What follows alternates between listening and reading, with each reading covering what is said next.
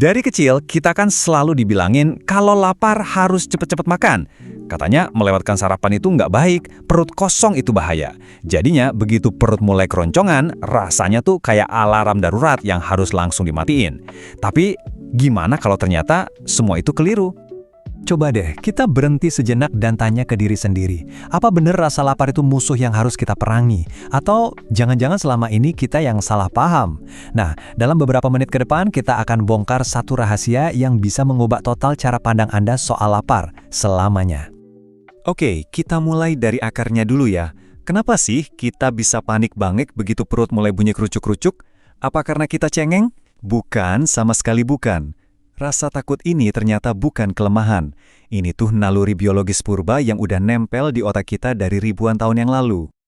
Coba dibayangin, buat nenek moyang kita dulu yang hidupnya berburu dan meramu, kalau nggak nemu makanan ya urusannya hidup atau mati. Wajar banget kalau otak mereka itu diprogram untuk ngirim sinyal panik yang super kenceng pas lagi lapar. Nah, masalahnya, otak kita yang modern ini, software-nya tuh belum diupdate, masih pakai versi zaman batu. Padahal kita sekarang hidup di dunia di mana makanan tinggal pesan lewat aplikasi, ya kan? Inilah alasan kenapa rasa lapar itu rasanya kayak darurat banget, padahal ancaman nyatanya udah nggak ada.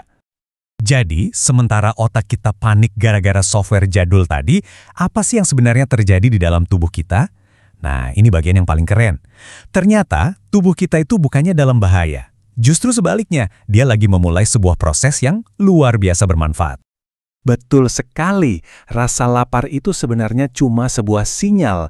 Sinyal kalau tubuh kita lagi ganti gigi gitu. Dari yang tadinya sibuk mencerna makanan, sekarang pindah ke mode perbaikan internal.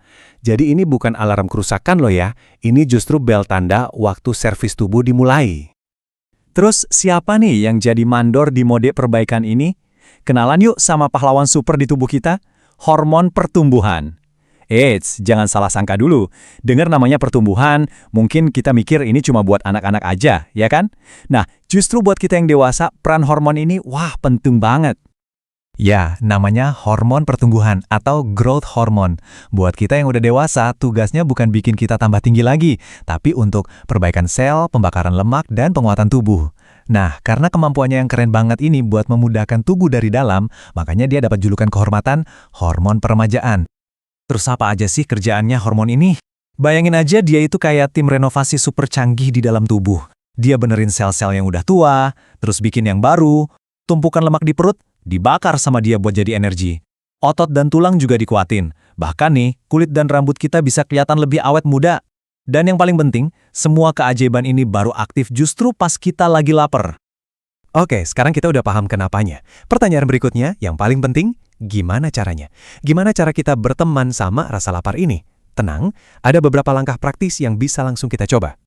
Ada 3 tips gampang. Pertama, minum air yang cukup. Sering banget loh otak kita itu salah baca sinyal. Kita kira lapar padahal cuma haus. Kedua, ini nih yang paling ampuh. Ubah mindset. Ganti kalimat di kepala kita. Dari, waduh lapar banget nih, jadi asyik tubuh lagi bersih-bersih. Coba deh, beda banget rasanya. Dan yang ketiga, mulai pelan-pelan aja, nggak usah drastis. Coba deh mundurin jam makan siangnya sedikit demi sedikit. Terus kalau kita berhasil nih, apa hadiahnya? Wah, hadiahnya ini keren banget. Bukan cuma buat badan kita, tapi juga buat pikiran kita. Dan hadiahnya ini sangat sepadan. Coba bayangin, energi kita jadi stabil seharian. Gak ada lagi tuh drama ngantuk abis makan siang. Kulit kelihatan lebih sehat, lebih glowing. Metabolisme jadi makin pinter bakar lemak. Dan ini yang gak kalah penting, mental kita jadi lebih kuat. Begitu kita bisa ngendaliin rasa lapar, bukan kita yang dikendaliin, itu rasanya puas banget. Bikin kita lebih disiplin dan percaya diri. Jadi intinya simple banget, setiap kali kita buru-buru ngemil atau makan begitu perut bunyi dikit, kita itu lagi motong jam kerjanya tim perbaikan tubuh kita. Kita kehilangan kesempatan emas itu. Tapi sebaliknya, kalau kita manfaatin jeda lapar itu, kita justru lagi ngasih kesempatan tubuh dan pikiran kita buat jadi jauh lebih kuat. Pada akhirnya, rasa lapar itu netral. Dia bukan baik, bukan juga jahat. Kitalah yang nentuin labelnya. Mau dianggap musuh yang harus dikalahkan, atau jadi sekutu yang memulai permajaan. Pilihan sederhana ini yang kita ambil setiap hari, ternyata nentuin banget masa depan kesehatan dan kemudahan kita. Jadi, pertanyaan terakhirnya untuk Anda, mulai hari ini, lapar itu mau jadi apa buat Anda? Teman atau musuh?